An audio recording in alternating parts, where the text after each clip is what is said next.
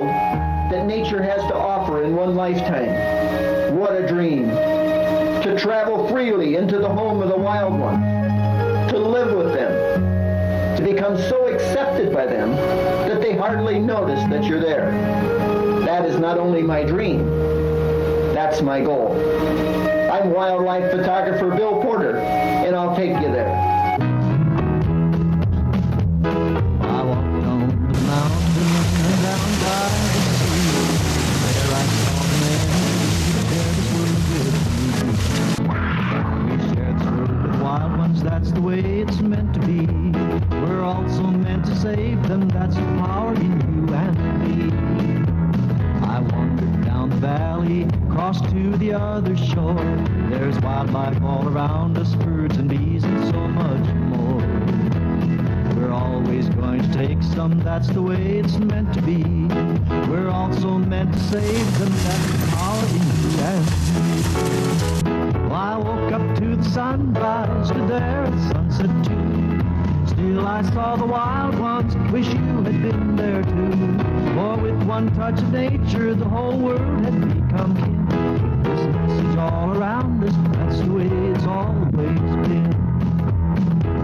Wildlife Unlimited Foundation, thanking you for doing your part to keep our wildlife unlimited.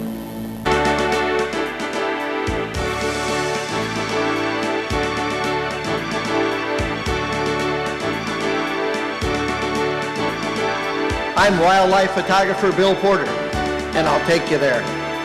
Sometimes they're cute. Sometimes they're beautiful. Other times they're simply amazing. But it's always exciting in the wonderful world of the wild ones.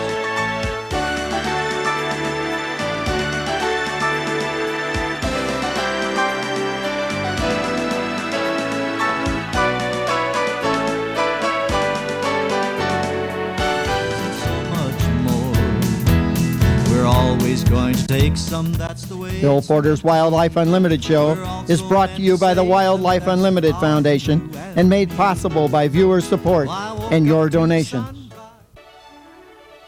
To watch the wild ones live as they live, to record that way of life for all to see, both this generation and the generations that follow. That is my quest.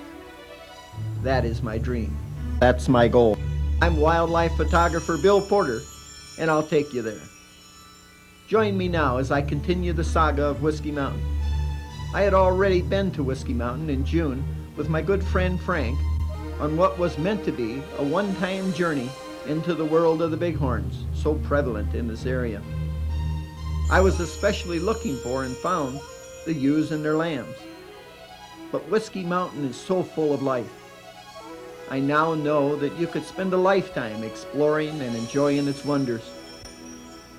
Frank had heard a legend about an old prospector, still said to be seen by some on these slopes, and he was passing it on to me, trying to make me a believer of the legend. I have never believed in such things, as being true, that is, but I have always enjoyed a good story.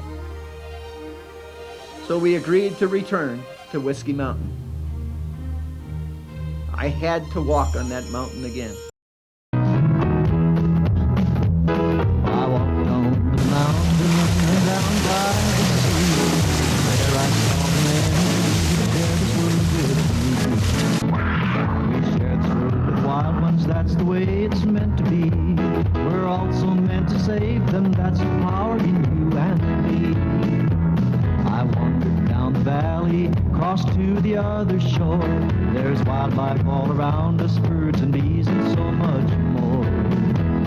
We're always going to take some, that's the way it's meant to be.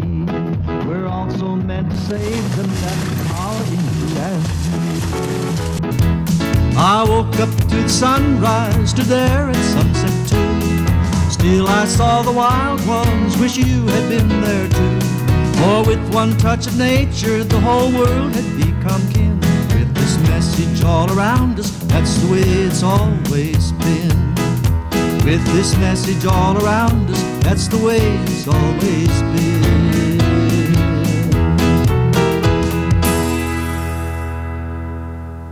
When I go to a new area, I look for the best guide that I can find. Whiskey Mountain Outfitters is the third generation guide service. And Dan, our guide, knows the area well. Came up here to see the bighorn sheep this time again, of course, but have you been seeing any other animals? Well, saw a big herd of elk right over the rise there. How far are they down? It's not far. Let's go over there right now. There they are, across the lake. Boy, it looks like that big guy's got his work cut out for him. Yeah. Tracking that big herd. Especially with those younger bulls that are going to be trying to take over, Bill. Well, he's chasing them right out of there now. Yeah, it looks Looks nice and fit though, doesn't he? the fittest is what carries on in nature. Yeah, that's the way of the wild, all right. I think I'm gonna back on out of here. You guys rest the horses and watch these guys for a while. And I'm gonna crawl up that rock ledge back there and see if I can see any of those big sheep. I'll try to see you guys later. All right, Joe, okay, good luck.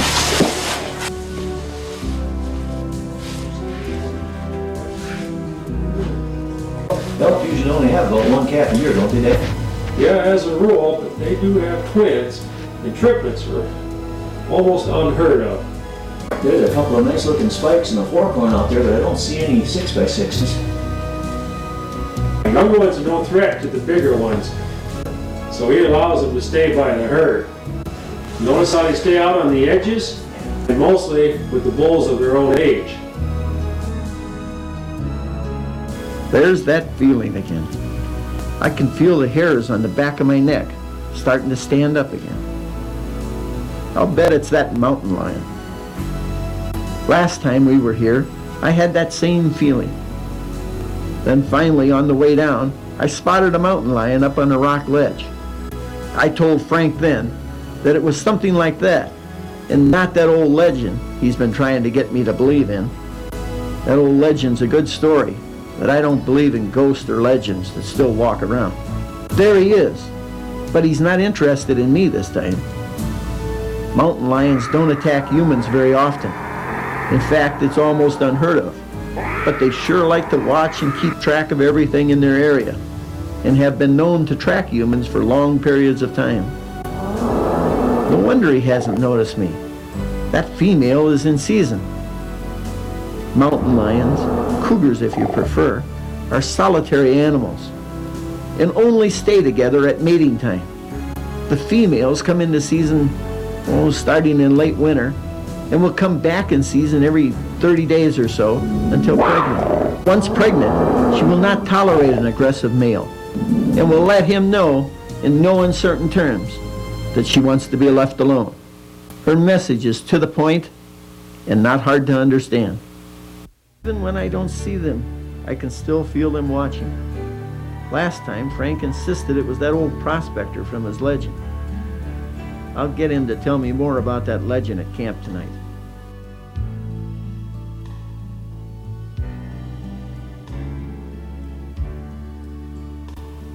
Remembering what Dan said about the dry summer and the animals staying closer to the water, every time I came to a water hole, I'd hide out there for a while and was rewarded by the most exciting pictures I've ever taken.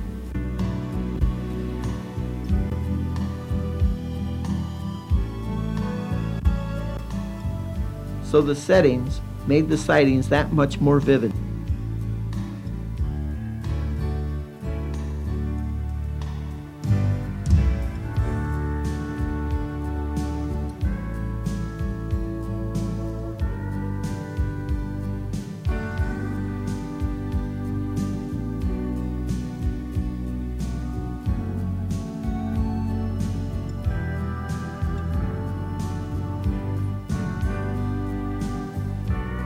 Hey, Dan, Bill's back. You see any sheep, Bill? Why, I didn't see any sheep, but you missed it. So, the pair of them up there. Man, that is great to see. Yeah, you gotta be careful out there. Some mountain lions can be dangerous. You know, they're unpredictable this time of the year. Yeah, I know. I stayed way back though. I stayed way back and watched. Right, man, this time of year. You just don't want to believe that old John's still roaming these hills, do you? Oh, I don't, Frank. But I'll tell you what. I'll give you another crack at it. We could watch those elk all afternoon. Better move on towards camp. Okay, lead on, Dan.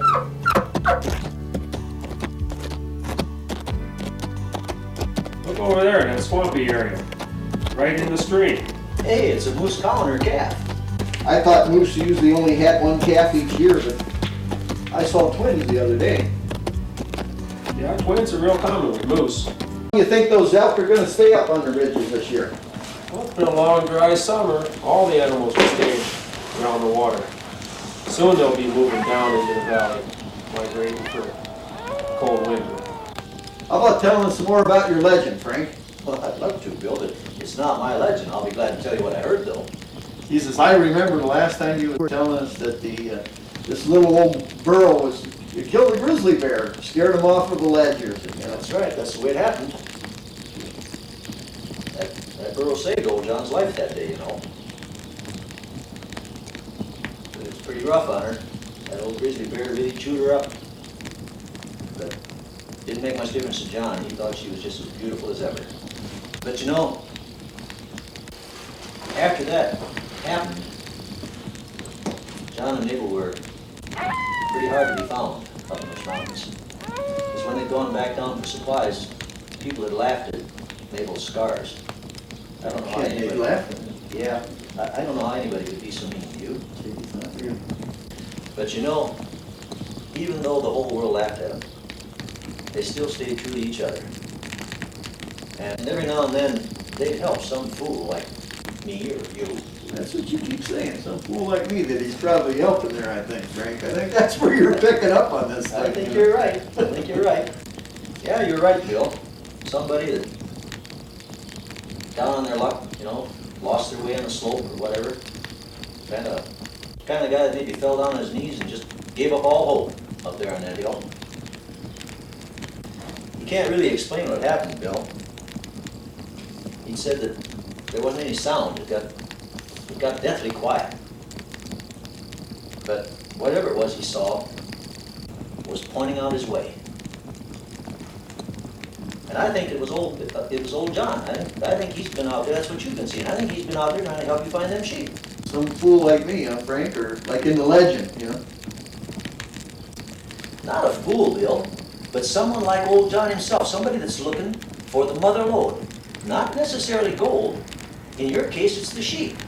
He's out there trying to find you your mother lode. You really believe in this thing, don't you, Frank? You know, I hate to keep cutting you off with your story, Frank. It's so darn interesting, but I want to get up in the morning, go down there. I think the elk will still be down there in the lake, or down there by the lake, I should say.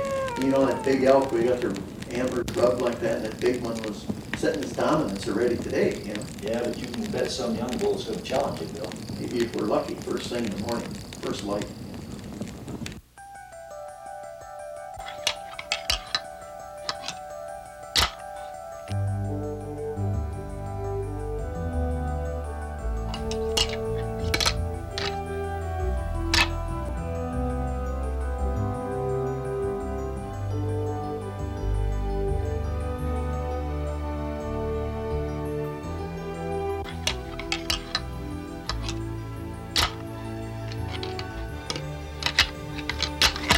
Look at that there, Bill. Looks to me like somebody's going to get hurt. Yeah, sometimes they do have injury, I understand. Sometimes they do fight that long, but most of the time somebody just backs off. You go ahead. Now, he might have lost the battle, but that big bull, but he still wants to set the hierarchy with this little guy, you know what I'm saying? There's a couple of them out there. Well, it looks like it's over for a while, Frank. I think we might as well split up again and see if, I think we'll have a better chance of finding the Bighorns if we do, you know? Well, I'll go up to that big plateau over there. Yeah, I'll head back over into the rocks over there where I've seen those cougars and stuff, but I think the Bighorns are up that way. All right, sounds good.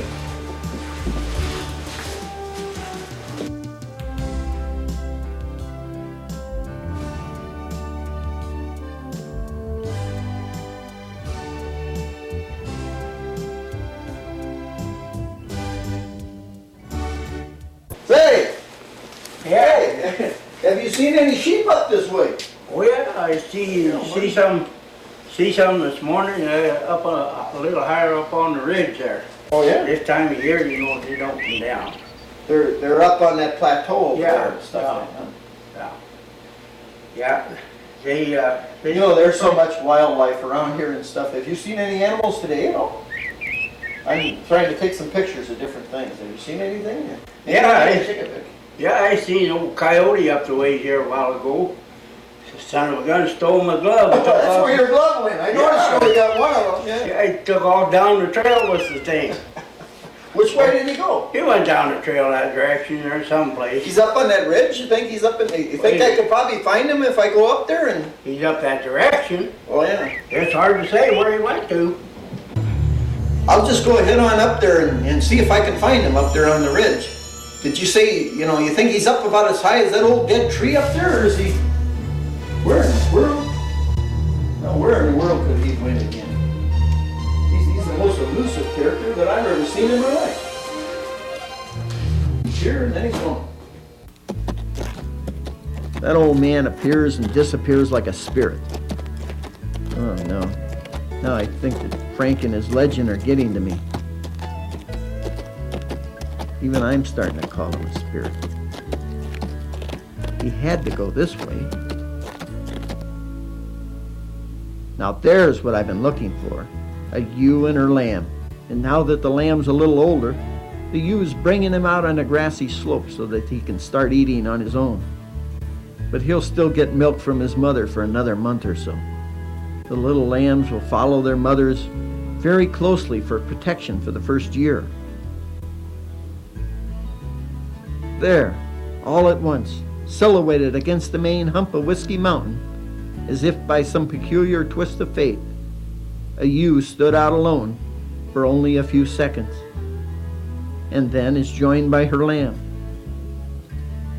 Then no sooner was the scene etched in my mind, when over the side and down across the rocks they went. I'd better be getting back. This is about par. Now that I've found some of the ewes and lambs, I've found the biggest herd that I've seen in a long time. I've found that it's easy to tell the ages of sheep. These fuzzy-headed little ones are just several months old. The one on the right with the bigger horns is a ram.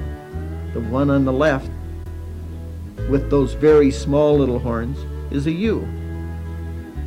But it's not only the males that set dominance, and I've found it starts very early in their life.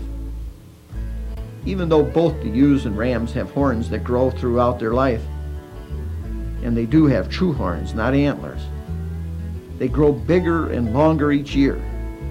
The scars that are obtained by battle or other causes also remain. The ewe's horns are always much shorter and never get that big curl that the bighorns are noted for. Rams that are 1 year old in their second fall have horns that are about 6 to 8 inches long and are already engaging in the ramming of heads. Although not serious at this age, this already is starting to set the hierarchy in the herd. Man, there's that feeling that Bill's always been talking about. I don't know what it is. Unless it's that mountain lion keeping an eye on me. Or maybe it's old John.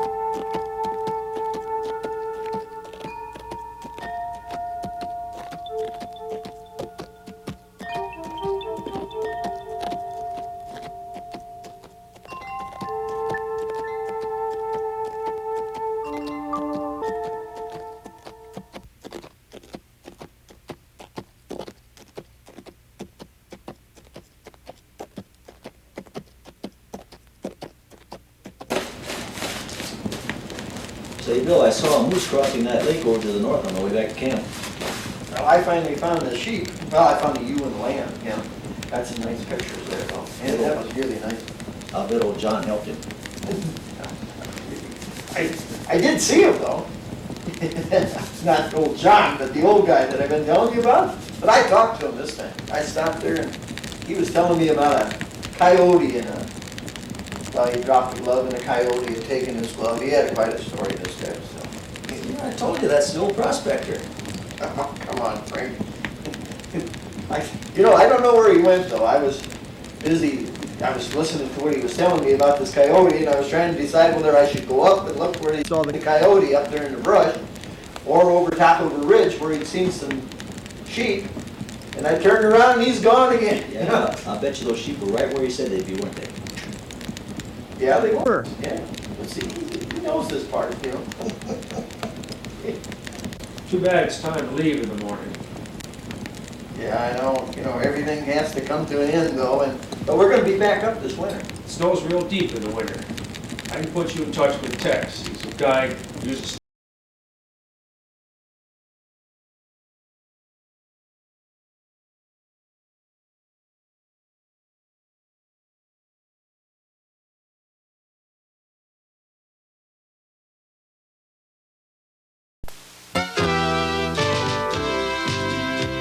On land and underwater, sportsman and photographer Bill Porter with son John and family invite you all to join them at a spot in the country where we hope to see some wildlife still run free. We'll go hunting, climbing, fishing, diving, see things that help to set the spirit free. We might take some of the surplus that the good Lord has provided, always mindful of the sportsman's creed. So the wildlife we all love remains unlimited. Oh, Bill and Rose and little John, who's grown to be a man, will show you through a camera's eye wonders of the land. You might camp with them by mountain streams or run barefoot in the sand. But wherever you go, recall the creed, keep the wildlife unlimited.